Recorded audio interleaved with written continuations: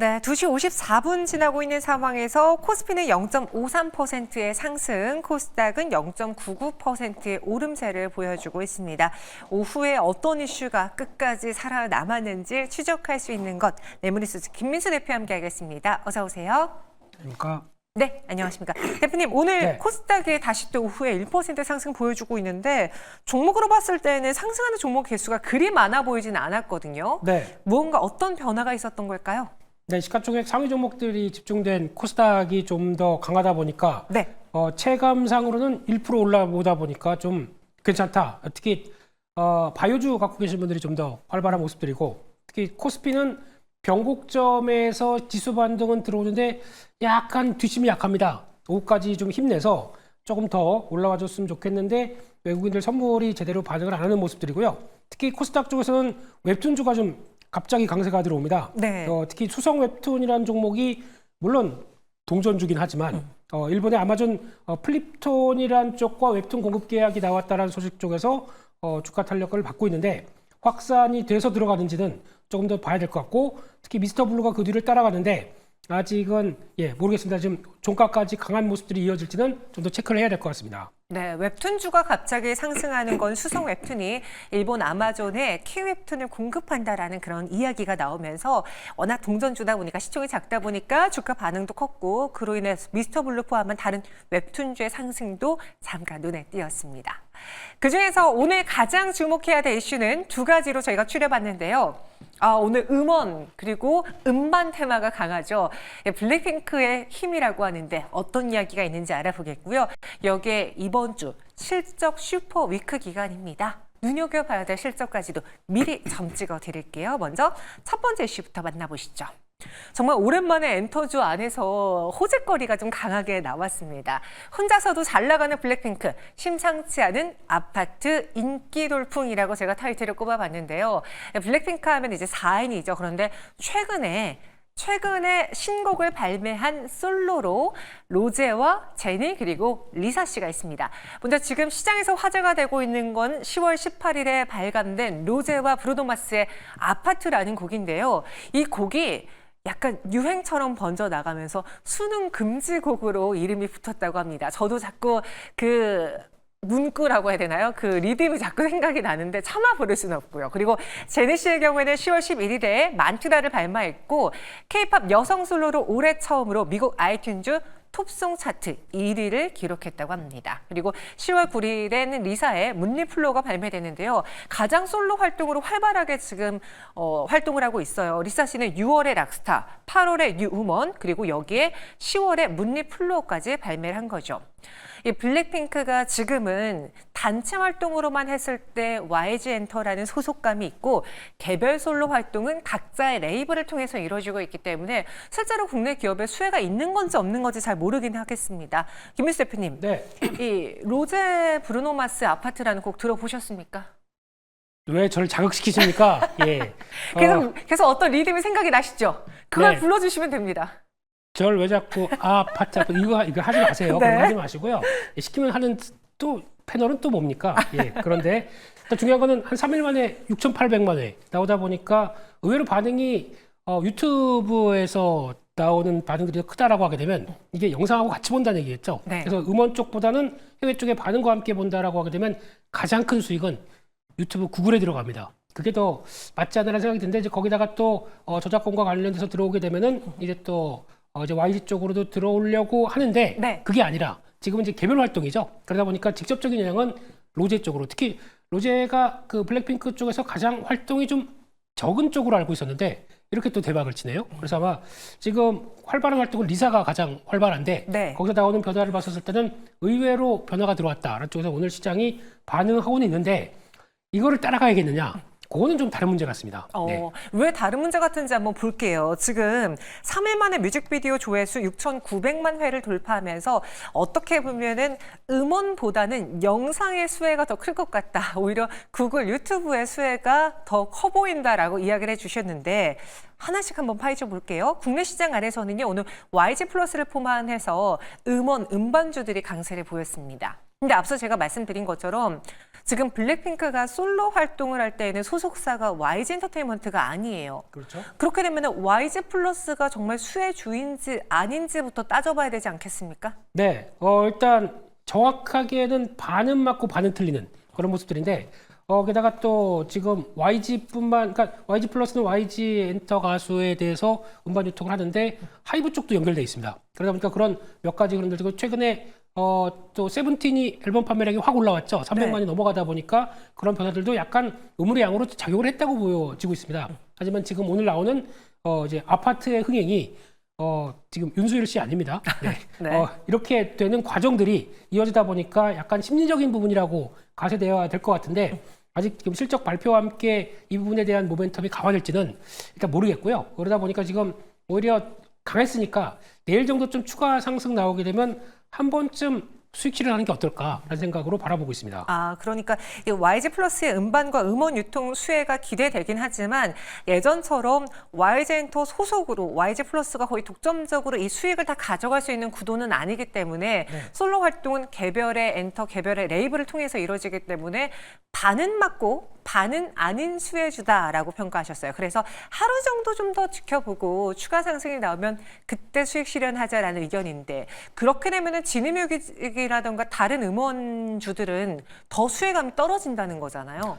네, 그렇습니다. 그래서 오늘 장중에 지니뮤직이 좀 강하다가 네. 바로 꺾였던 모습들이 이게 수혜 맞아? 라고 하는 부분들이 나오면서 주가가 하락했다고 봐야 될 것 같고요. 이렇게 되면은 일단 또 이런 히트작이 나올수록 저희가 또 반복 듣고 뭐 따라하고 하려고 하다 보면은 또 음원 또 재생수가 또 높다 보니까 그에 따른 수혜를 볼 수는 있다고 생각됩니다. 네. 하지만 그럴 정도만큼의 강력한 모멘텀이냐라고 봤을 때 제가 보기에는 곡 하나보다 앨범 하나가 잘 팔리는 게, 잘 나오는 게 좋겠죠. 그러면 무한 반복으로 계속 앨범을 다 듣다 보니까요. 그렇기 때문에 그거는 아직은 변동성은 커지지만 아무래도 고점 매도 쪽으로 보시는 게 더 맞다고 생각됩니다. 오히려 진음뮤직을 포함한 음원주들의 경우에는 더 수혜도가 떨어지기 때문에 네. 빠르게 수익을 실현하는 게 어떻겠느냐라는 단기적인 테마주의 흐름 짚어봤습니다. 그럼 블랙핑크 하면 가장 먼저 떠오르는 YG 엔터테인먼트의 흐름은 어떨지요? 일단 아직까지 단체 활동은 YG 엔터라는 엔터사와 함께 합니다. 그래서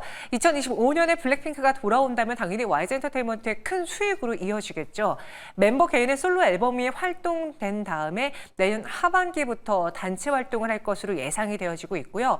만약에 직전 월드투어와 유사한 대규모 활동을 할 시에는 그 수익성의 확장이 2026년까지도 이어질 수 있다라고 판단하고 있습니다. 여기서 제가 그럼 주안점을 꼽아봤어요. 블랙핑크 컴백에 따른 실적 우상향이냐, 아니면 블랙핑크 활동 지속성에 따른 의문이 있는 YG 엔터테인먼트냐. 호재와 악재, 뭐 기대감, 리스크 요인으로 나뉘어질 수 있을 것 같은데요. YG 엔터테인먼트만 놓고 본다면 김민수 대표님, 네. 내년 하반기에 있을 블랙핑크의 단체 활동 수혜가 더 강할까요? 아니면 이들이 또 언제 계약을 그만둘지 모르고 과연 단체 활동을 얼마나 할지 모르는 의구심이 있는데 YG 엔터라는 회사를 봐야 되는지, 어떤 투자 의견이 좋습니까?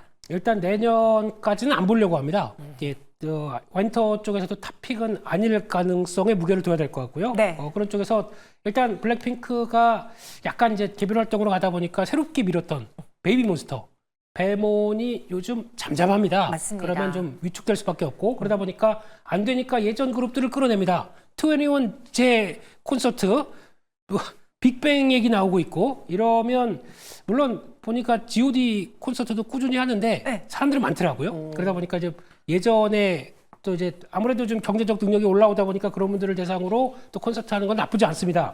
하지만 이게 과연 어떤 지속력이 있게 좀 뭔가 어떤 아티스트에 대한 성과와 흐름들을 끌고 갈지는 아직 모르겠습니다. 그렇기 때문에 지금은 새로운 또 리더가 나와야 될 것 같습니다. 그게 나오기 전까지는 YG 엔터에 대해서는 그냥 유지 정도로만, 실적 방어 정도로만 그렇게 봐야 되는 게 맞지 않나 생각됩니다. YG 엔터의 매력은 현 구간 그리 커 보이지 않는다라고 하셨습니다. 하지만 이렇게 로제 씨의 노래가 전 세계적으로 흥행을 하고, 그리고 블랙핑크의 리사, 제니 씨가 모두 다 인기를 끌고 있다는 건 K-팝에 대한 위상이 이전보다도 훨씬 올라왔다라는 걸 방증하는 거잖아요. 네. 더불어서 하이브의 뭐 방탄소년단 이제 컴백 이야기도 솔솔 나와주고 있는데, 다시 한번 부진했던 엔터주들이 기지개를 켜는 날이 오게 될지 그 시기는 언제쯤이며 탑픽은 무엇일지 정리해 주시죠. 근데 답을 다 얘기해 놓으시군 무슨 또 탑픽까지요? 예, 네. 하이브가 맞다고 생각됩니다.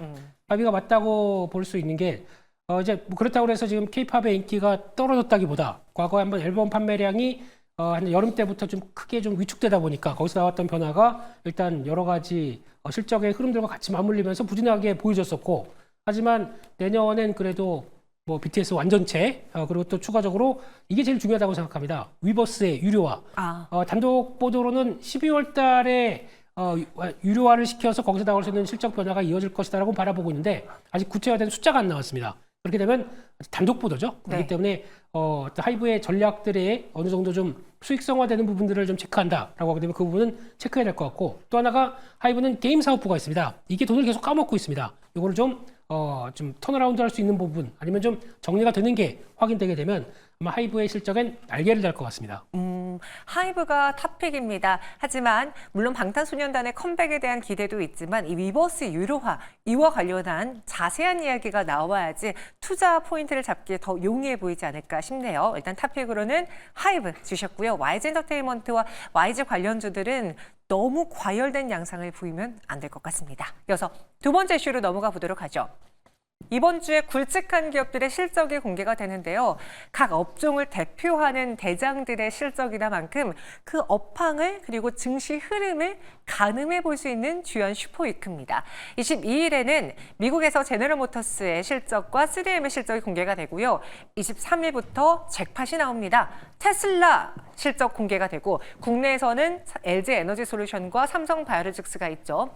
어떻게 보면 최근 바이오 열풍이 뜨거운 가운데 삼성바이오로직스가 제약바이오의 실적 포문을 알릴 수 있는 계기가 되기 때문에 관심이 이전보다도 뜨거울 것으로 보여지고요. 24일에는 국내에서 SK하이닉스의 실적이 공개가 되죠. 현대차도 있습니다. 25일은 아마존의 실적을 통해서 AI로 돈을 얼마나 벌어들이는가를 볼 수 있습니다. 최근에 미국에서는 뭐 넷플릭스도 그렇고요. 그리고 수술용 로봇 전문 업체인 인투이티브 서지컬도 그렇고 분기 최대 실적, 사상 최대 실적에 맞먹는 수준의 어닝 서프라이즈를 내놓자 관련 종목의 주가가 급등하고 또 업종에도 영향을 미치는 모습이 보여줬거든요. 그래서 이들 기업들이 과연 우리 증시에 어떤 영향을 미칠지를 먼저 좀 예측해 보려고 해요. 김민수 대표님. 네. 이번 주 이런 굵직한 기업들의 실적이 공개가 될 텐데 혹시 이 중에서 예의주시해야 하는 중요한 일정은 뭐라고 판단하십니까? 네, 국내 기업 쪽은 당연히 SK하이닉스 예, 중요하게 봐야 될 것 같고요. 그 밖에 같은 날 현대차 네. 정도 좀 체크해야 될 것 같고, 그 밖에 삼성바이오로직스도 눈높이가 많이 올라간 이상 그에 걸맞는 실적 영업이익률이 OPM이 27%까지 예상을 하고 있습니다. 그만큼 과거에 대비해서 많이 올라온 실적 눈높이 충족할 수 있는지 봐야 될 것 같고, 마지막으로 HD 현대일렉트릭 정도가 이번 주에 가장 중요한 실적 동향의 어떤 변화를 가져갈 걸로 생각하고 있습니다. 거기서 테슬라는 언급을 따로 안 해주셨는데 이건 해외 기업이라 그런가요? 한국 기업을 주로 봐야죠. 예, 한국 기업 쪽인데 테슬라, 아마존 정도는 네. 아마존 정도는 봐줘야 되겠죠. 그래서 이런 흐름들로 봤었을 때 이제 직접적으로 테슬라가 뭐 상승한다고 그래서 실적이 좋다고 그래서 어떤 2차 전지 쪽에서 풍풍을 불러일으키는 경향은 좀 약할 것 같고요. 테슬라의 어떤 가이던스와 함께 뭐 4분기에 4680 쪽을 얼마큼 많이 또 채택할 것이냐 뭐 이런 식의 변화가 나왔었을 때 좀 더 탄력을 받지 않을까 싶기 때문에 그런 어떤 가이던스와 관련된 계획들을 좀 더 챙겨봐야 될 것 같습니다. 저희 시청자분 중에서도요. 삼성바이오로직스의 실적을 좀 기다리시는 것 같아요. 왜냐? 말씀해 주신 것처럼 영업이익률에 대한 그리고 실적에 대한 눈높이가 높아져진 상황이고 제약바이오가 요즘 굉장히 핫하잖아요. 네. 올 한 해 제약바이오만 투자했어도 나 집 한 채 샀다 뭐 이렇게 이야기하시는 분도 계시는데 삼성바이오로직스가 여기서 실적이 잘 나오냐 안 나오냐가 제약바이오의 투자 심리에도 영향을 미칠까요? 잘 나올 거라고 보십니까? 잘 나올 거라고 봅니다. 근데 잘 나오게 되면 K증시는 세론 이거를 좀 조심을 하셔야 될 걸로 보여지고 있는데 네. 하지만 세론이 나온다고 하게 되면 이거는 받을 필요가 있지 않을까 생각이 되고 있고요.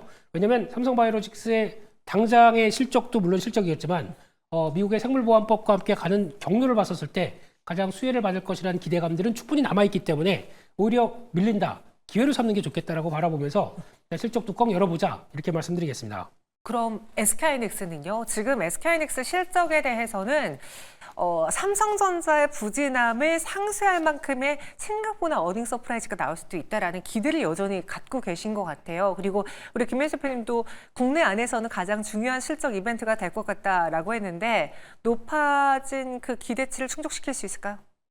네, 저를 시험대에 들게 하지 마시고요. 네. 일단은 SK하이닉스는 딱 그거 하나로 보셔야 될 것 같습니다. 영업이익이 지금 FM 가이드 쪽에서는 6조 7천억 정도 나오고 있는데 눈높이가 올라가다 보니까 7조 정도가 일단 가이드라인일 것 같습니다. 이 위상을 내느냐 아니면 그 밑을 내느냐에 따라서 주가의 단기 변동폭이 좀 달라질 것 같고요. 7조 이상으로 해서 7조 5천억 사이 정도까지 들어온다라고 하게 되면 시장은 서프라이즈 쪽으로 해석해서 삼성전자의 대안으로 시장이 플레이를 할 수가 있다고 생각되고 있기 때문에 그런 점들을 좀 더 체크해보면서 뭐든 잘 나왔으면 좋겠습니다. 네. 예. 그러면은 한 번만 더 시험에 들게 할게요. 3분기 실적 시즌에서 가장 기대하고 혹은 기다리고 있는 기업이 있으신지요?